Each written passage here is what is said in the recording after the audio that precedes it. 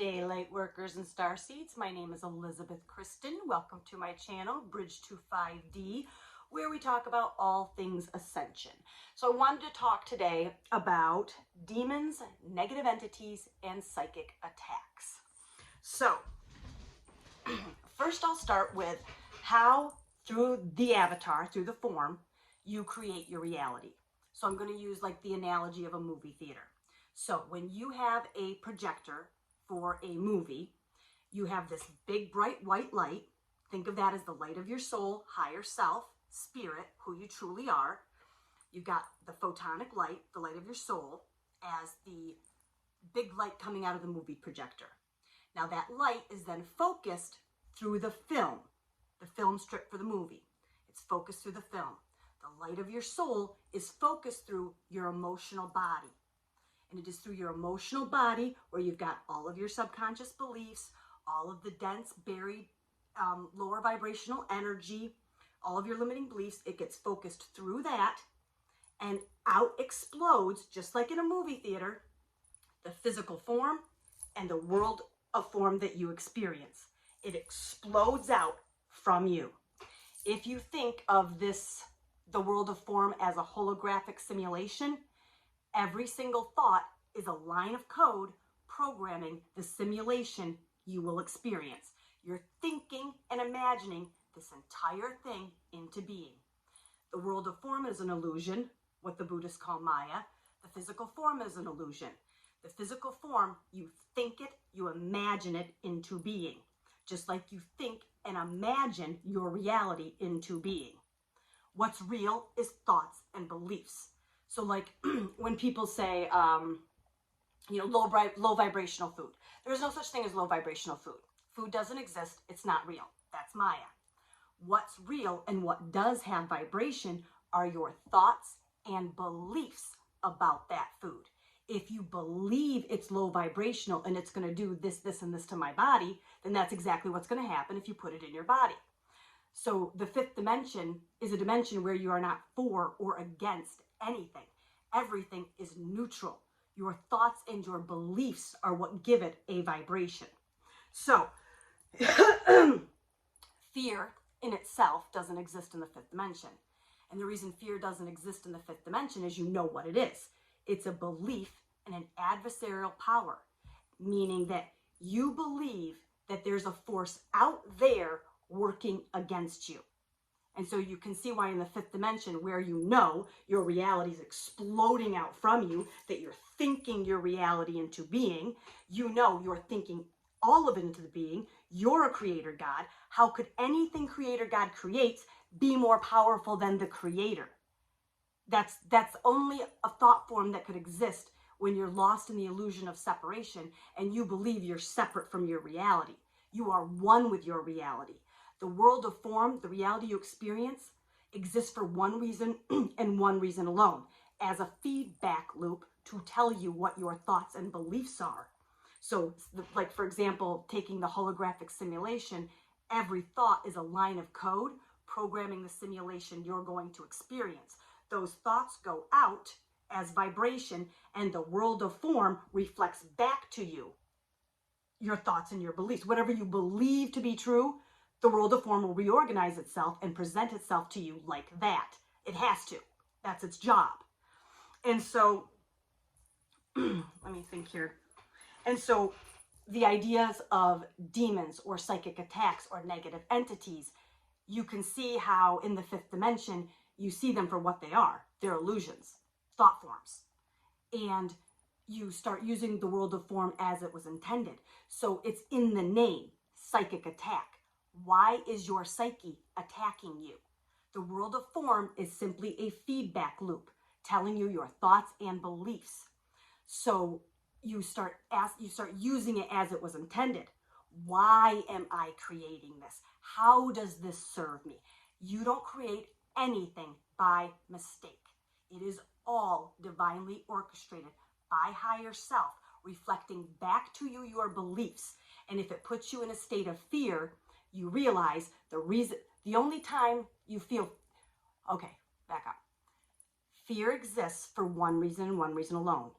to alert you to when you're telling yourself lies and believing them. That's what the energy of fear is. The reason why fear, guilt, shame, loneliness, lack feels so awful to the human is because it's so far away from your natural vibration, which is abundance, prosperity, joy, peace. And so using the world of form as it was intended, you ask yourself, why am I creating psychic attacks? How does this serve me? Why am I creating negative entities? How does this serve us? How does this serve me? What am I trying to show myself? Now, you can see what happens when the human is put into a state of fear and then makes a decision based on and in that fear. So, for example, the mysterious illness befell the world. Many people were put into a great state of fear. So here a human is in a great state of fear about the safety of the form, the health of the body.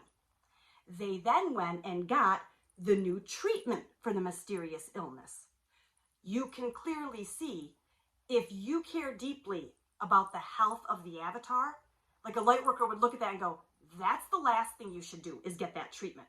If you're that concerned about the health of the form, the action, because when you make a decision based in fear, it brings what you fear to your doorstep that much faster.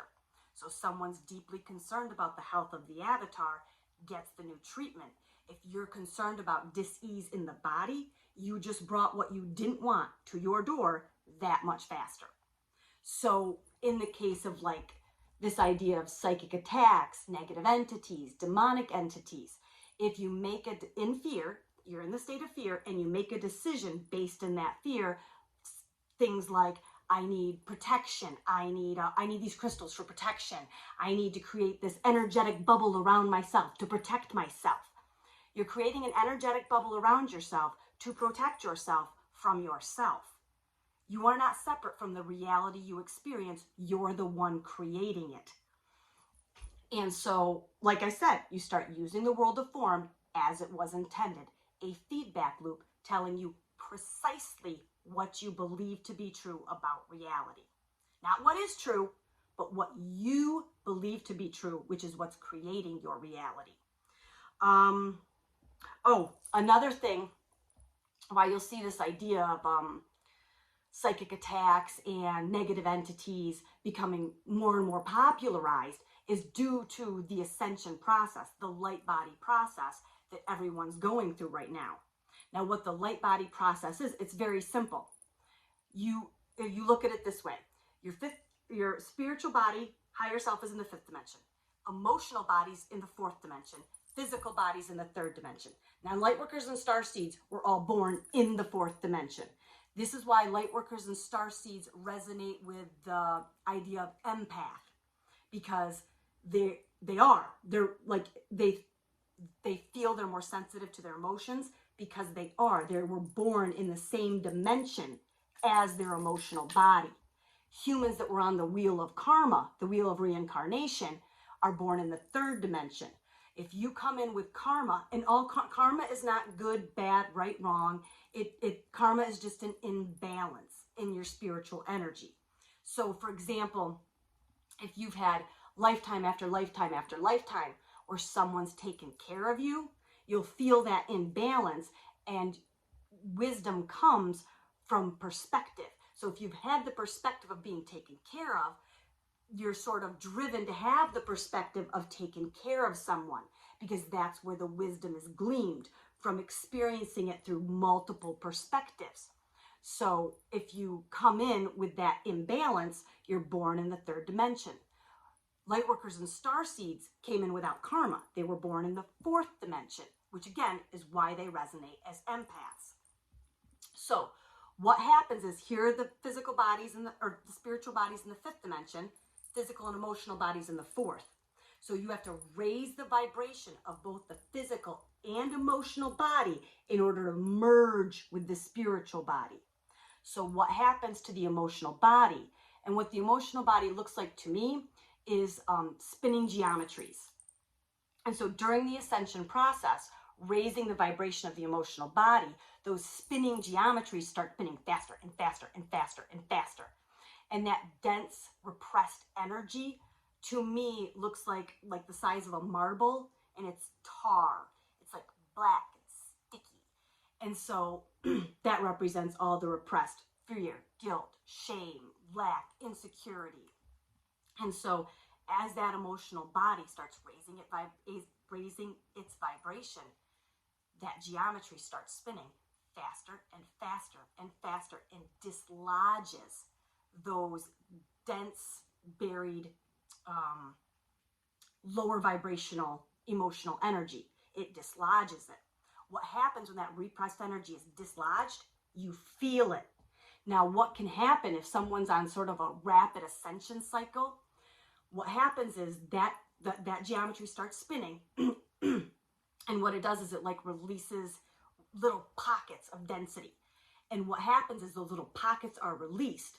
Now, how this avatar was trained, because it was conditioned under the illusion of separation, how this avatar was trained to deal with that, a coping strategy, because the humans didn't understand what their emotional body was.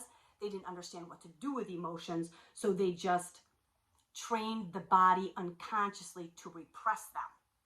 So what happens is that lower vibrational energy discharges, and mind is trained to explain it. So that little bit of guilt, that little bit of shame discharges, and then the mind jumps in to try to explain it. So all of a sudden you might get a flash of something horribly violent, or it's guilt and shame that's getting dislodged. All of a sudden the mind comes up with this like a masturbating, like you could masturbate in public, and then all of a sudden that image, and you're like, oh my God. They might be called intrusive thoughts. Yeah, intrusive thoughts. And that's, I think, what people are identifying as psychic attacks. That is the mind, which is just hardware. It's not who you are, it's just hardware, energetic hardware, running software, subconscious programming. You're the one aware of the hardware running the software. So the guilt, shame, whatever it is, gets dislodged. This tiny little burst of it comes up. The mind jumps in, tries to explain it, and flashes up these images that try to match the energy. And so what that is a being on a rapid ascension cycle, the emotional body spinning at an unbelievably fast rate, and a mind that's struggling to keep up. Now, the more you stay in the body and you are the awareness, you are aware of the thought, and you do not react to them. They're not your thoughts. That is hardware trying to keep up with your body ascending as rapidly as it is. So you remain in sort of a neutral, objective standpoint. They're not your thoughts. You don't judge yourself for them. And the more time you spend observing the thoughts, aware of the thoughts, you weaken them. And so, like I said, it as part of the process, the mind is trying to keep up. So, I think that's it. I just wanted to cover intrusive thoughts. 13 minutes, not bad. All right, Starseeds and Lightworkers, see you next time. Godspeed.